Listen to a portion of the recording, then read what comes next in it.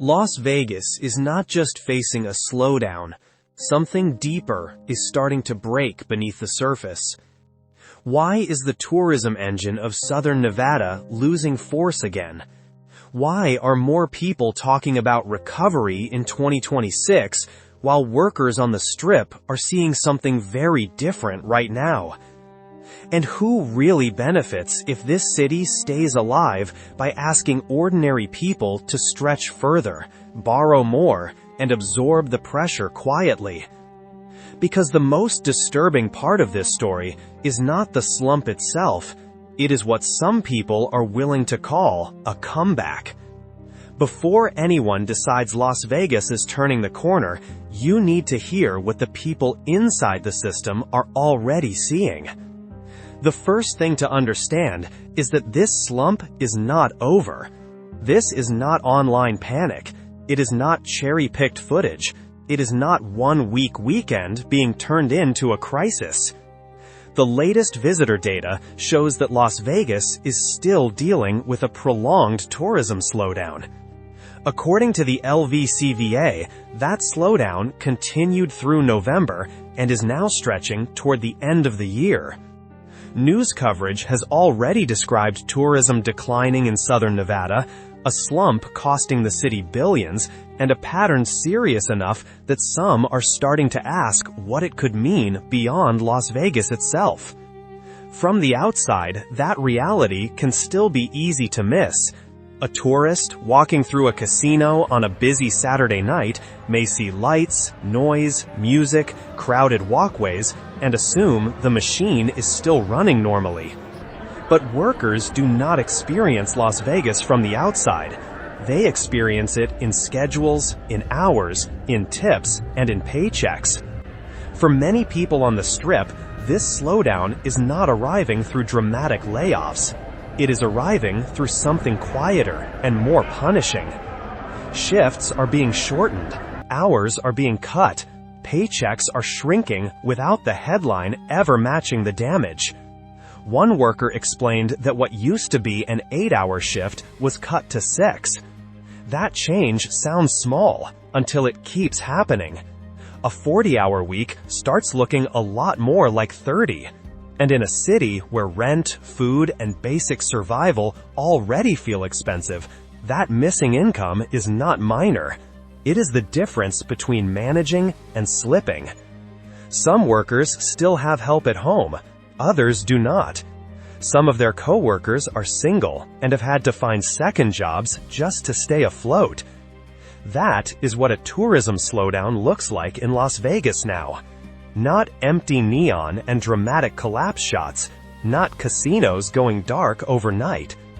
It looks like workers trying to hold their lives together while the public keeps hearing that things may be stabilizing.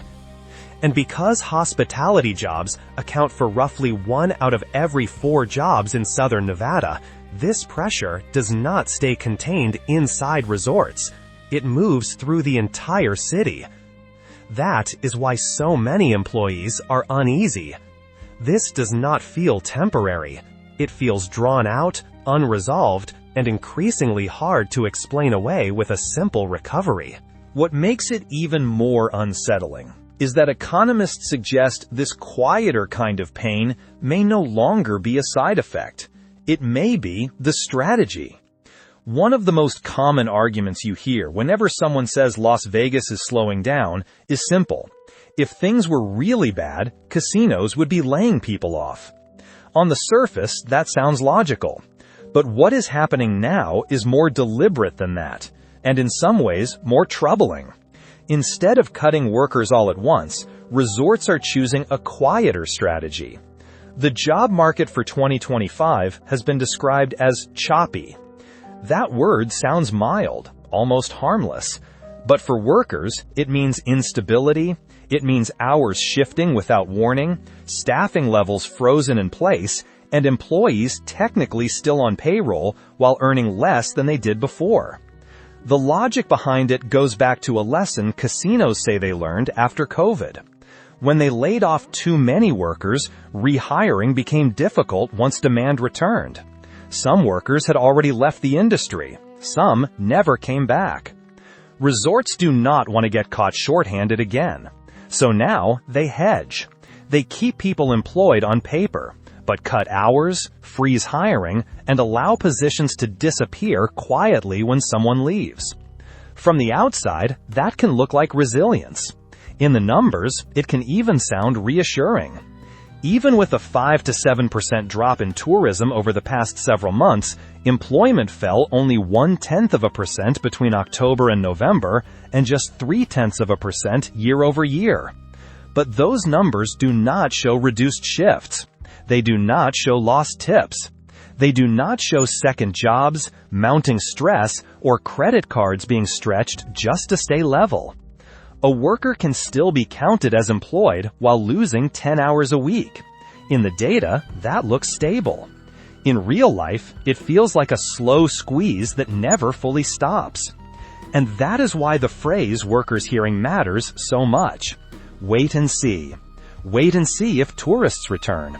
Wait and see if the economy improves. Wait and see if hours come back. But rent does not wait. Groceries do not wait. Utilities do not wait. For many employees, this does not feel like a short pause before recovery.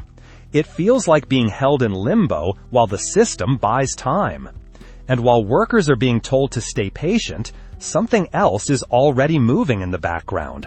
Something that could permanently change how many people these casinos need in the first place. Up to this point, everything in this story could still be dismissed as temporary. A weak stretch, a slowdown that may eventually pass, fewer visitors, fewer hours, a holding pattern before business improves. But for many hospitality workers, the deeper fear is not really about whether tourism numbers come back. It is about what casino operators are preparing to do if they don't. When demand softens, corporations do not simply wait and hope. They look for ways to operate with fewer people. That is where automation and AI enter the picture. Over the past year, resort companies have become increasingly open about using technology to improve profitability. On paper, that language sounds clean, efficient, forward-looking. But from the workers' side of the equation, it raises a much darker question. More profitable for who? Because when hours are already being cut, technology stops sounding like innovation and starts sounding like leverage. This is not about machines replacing everyone overnight. It is about leaner staffing, fewer people on each shift, more responsibility concentrated on fewer shoulders, less room for error, and less power for workers to push back. These are the kinds of changes that rarely arrive with dramatic headlines, but they can reshape how Las Vegas functions at the ground level. Papa George has said he is also worried hospitality jobs could be lost to technology and AI. That is why he negotiated strong language into recent contracts with resorts on the Strip. That detail says more than it seems to. Unions do not fight for protections like that unless the threat feels real. And workers do not fear that threat unless they already feel exposed. If casino companies believe the future can be run with fewer employees, then every downturn becomes an opening to quietly reset expectations. Vacant roles stay vacant. Departments run thinner. Workers are asked to do more for the same pay, or sometimes less. That creates a kind of low-level anxiety that never really leaves. Even on busy nights, there is a sense that the ground is shifting beneath the job itself. And that matters to visitors too, whether they notice it or not. A city built on hospitality cannot keep promising premium experiences while steadily squeezing the people who deliver them. At some point, the strain begins to show. Service becomes rushed. Staff look exhausted. The atmosphere becomes more transactional, less human. So when employees say Vegas feels different now, they are not only talking about crowd levels. They are talking about a workplace that feels less secure, less personal, and less sustainable than it used to. And that makes the next claim even more important to examine. If 2026 is supposed to be a recovery year, then what exactly does recovery mean?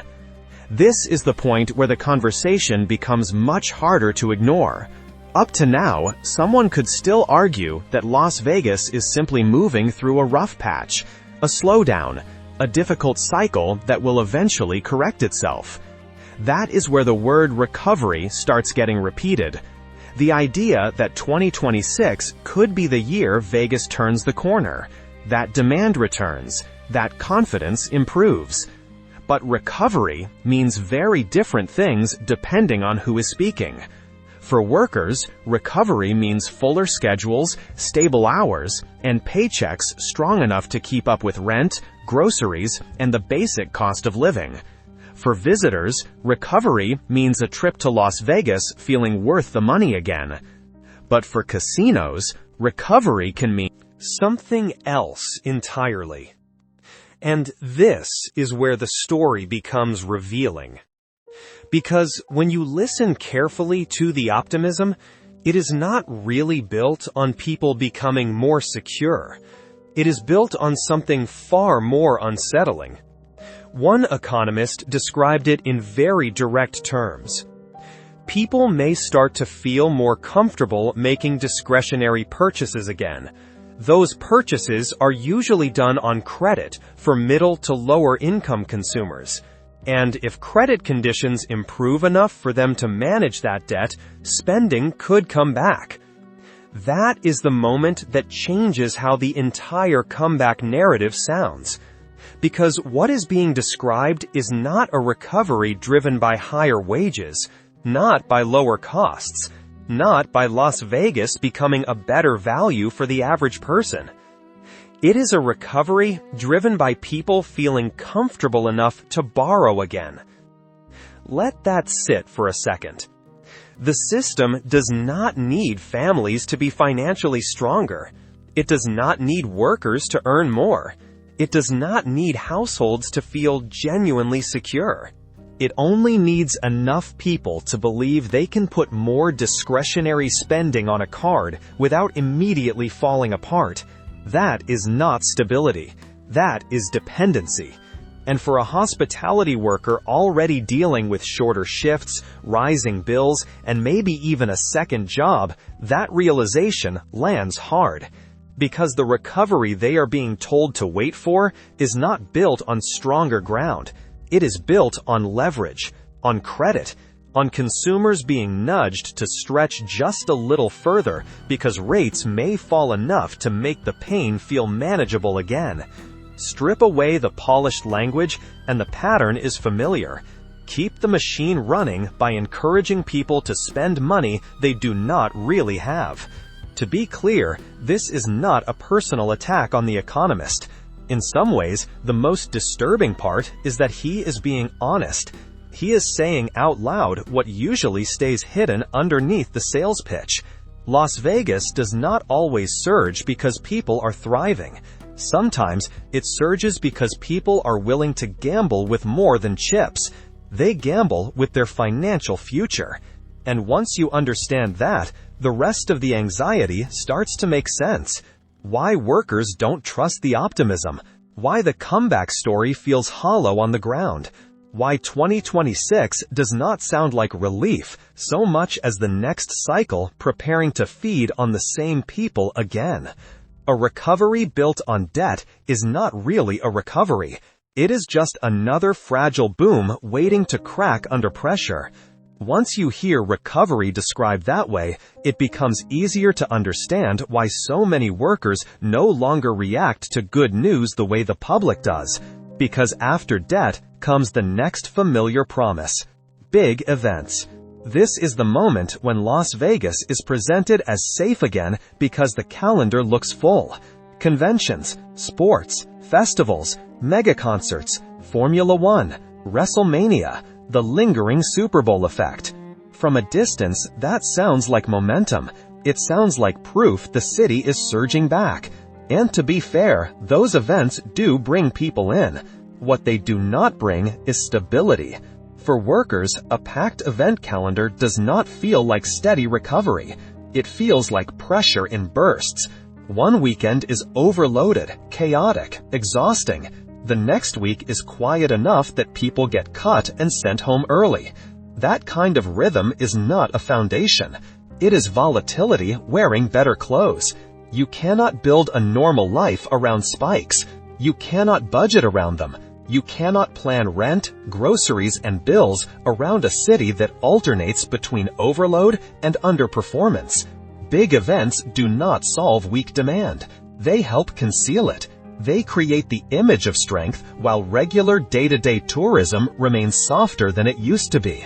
That is why the list of major events sounds better in headlines than it does on the ground. CES returns in January. March Madness is always huge. WrestleMania 42 will take over Allegiant Stadium in April. EDC dominates May. Another Las Vegas Grand Prix arrives in November.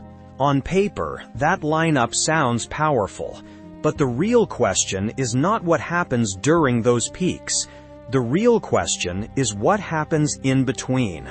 Because events do not replace repeat visitors. They do not replace midweek travelers. They do not replace the middle-class tourists who used to come 2 or 3 times a year, gamble a little, eat out, tip well, and leave feeling like the trip was worth it. And that distinction matters more than most people realize. Events bring crowds. Regular tourists bring consistency. Consistency is what workers depend on. There is also a harder truth beneath all of this. Big events can crowd out the very visitors Las Vegas used to rely on most. Prices jump. Rooms get blocked off. Locals stay away from the Strip.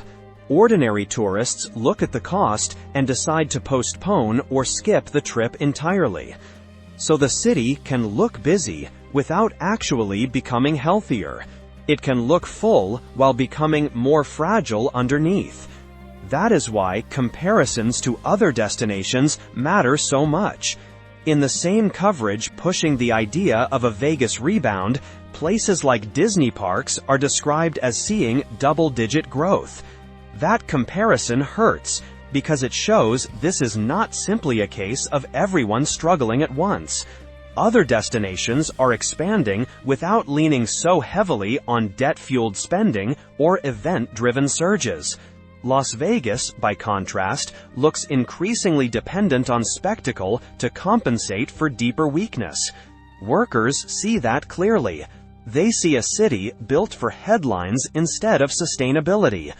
Built for explosive weekends, not dependable years.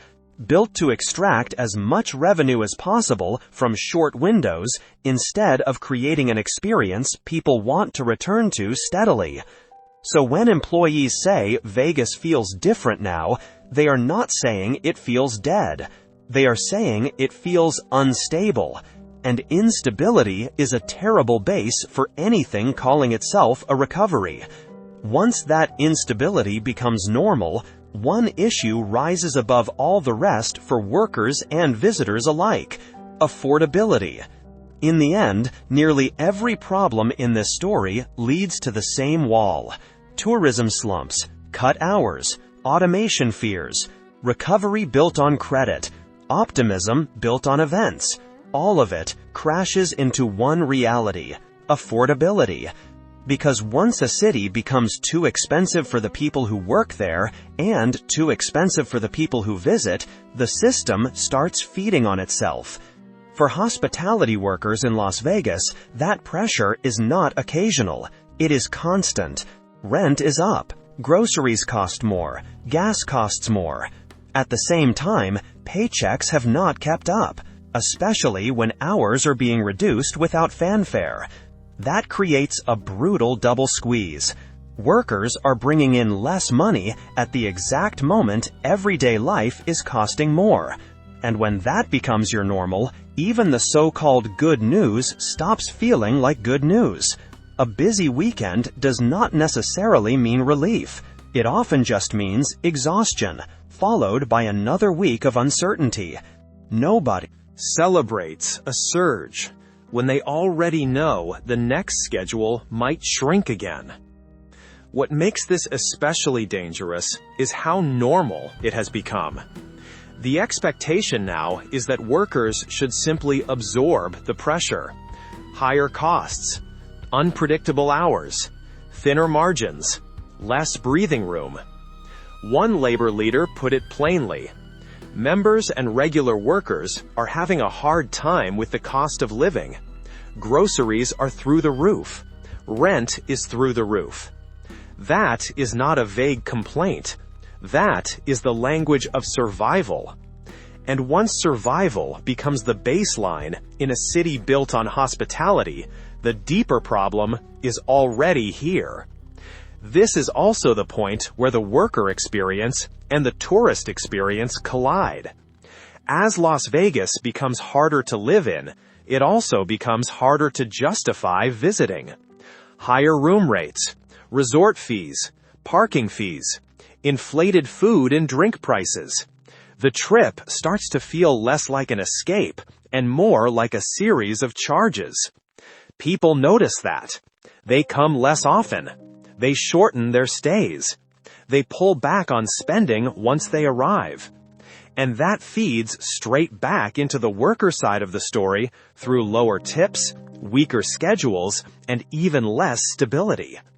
It becomes a tightening loop. Visitors feel squeezed, so workers feel it next. The most frustrating part is that this is not happening because the city suddenly became meaningfully more valuable. The experience did not improve enough to justify the price. Workers did not suddenly start earning more. Tourists did not suddenly receive more in return. The burden shifted upward, and everyone below was told to adjust. That is why the recovery narrative rings hollow to so many people living this in real time. A city that depends on credit to bring visitors back, leans on major events to hide volatility, and squeezes workers to protect margins is not solving its underlying problems. It is delaying them. And delay has a cost. For workers, it means living with permanent financial strain. For tourists, it means asking whether Las Vegas is even worth the money anymore. When both groups begin asking that question at the same time, that is not a passing slump. That is a warning sign. The real issue is no longer whether Las Vegas can manufacture another busy year. The real issue is whether it can build a future that does not depend on workers stretching themselves thinner and visitors stretching their credit even further just to take part. That is what makes employee concern so important. It is not panic. It is not overreaction. It is a signal. And that brings us to the final part of the story. By this point, the reason so many Las Vegas employees are uneasy should be impossible to dismiss. And calling that concern fear-mongering misses the point entirely. This is not panic. It is not exaggeration.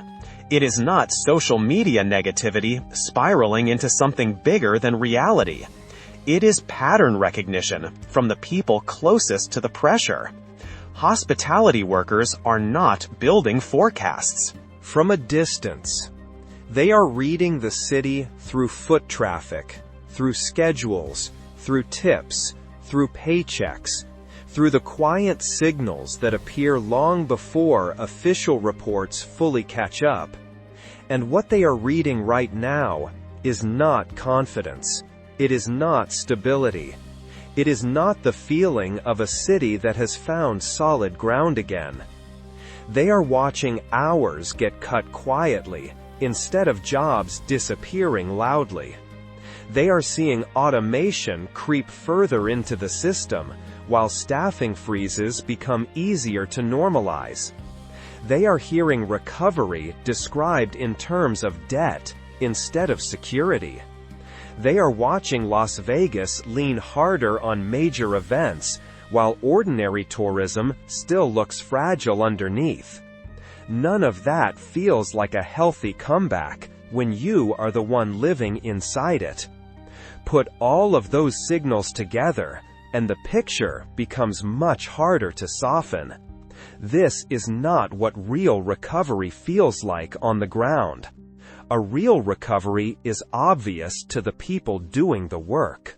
It shows up in fuller schedules that stay full, in predictable hours that let people plan a life beyond the next paycheck, in pay that does more than barely keep pace with survival. It shows up when workers stop speaking the language of endurance and start speaking the language of progress, when the pressure eases enough for people to think beyond rent, beyond groceries, beyond how to survive another slow week. That is not what is happening right now. And that is why so many employees remain skeptical of the 2026 comeback narrative. They have seen versions of this before. They know debt-fueled booms do not last. They know event-driven spikes create noise, not permanence. They know that when the cycle tightens again, workers are usually the first people forced to absorb the impact. What makes this moment especially revealing is how openly those mechanics are being described. When recovery depends on people borrowing more, that is not growth. It is fragility. When stability depends on spectacle, that is not strength. It is volatility. When workers are told to wait and see while costs keep climbing, that is not patience. It is pressure by another name. None of this means Las Vegas is finished. Cities do not collapse in one clean, dramatic moment. They change gradually, quietly, decision by decision, pressure point by pressure point. And the first people to feel that shift are usually the ones holding the place together every day. That is why employee concern matters. Not because workers are automatically right about everything, but because they are close enough to the machinery to feel when it starts grinding differently. If 2026 truly becomes a better year, workers will know before anyone else. They will feel it in restored hours, steadier pay, and the simple fact that life becomes a little easier to carry. Until that happens, their skepticism is not negativity. This story is not about declaring the end of Las Vegas, and it is not about rooting for failure. It is about listening to the people who feel change first. Because when employees start talking about cut hours, rising costs, and growing uncertainty, that is not background noise. That is information from the ground floor. Maybe 2026 really does improve. Maybe lower interest rates, a stronger economy, and a packed event calendar bring people back in meaningful numbers. Everyone working in this city would welcome that. But a real recovery will not be measured by headlines or forecasts. It will be measured by stable schedules, livable paychecks, and a city that does not force workers or visitors to stretch themselves thinner just to take part. Until then, skepticism is not fear-mongering. It is common sense.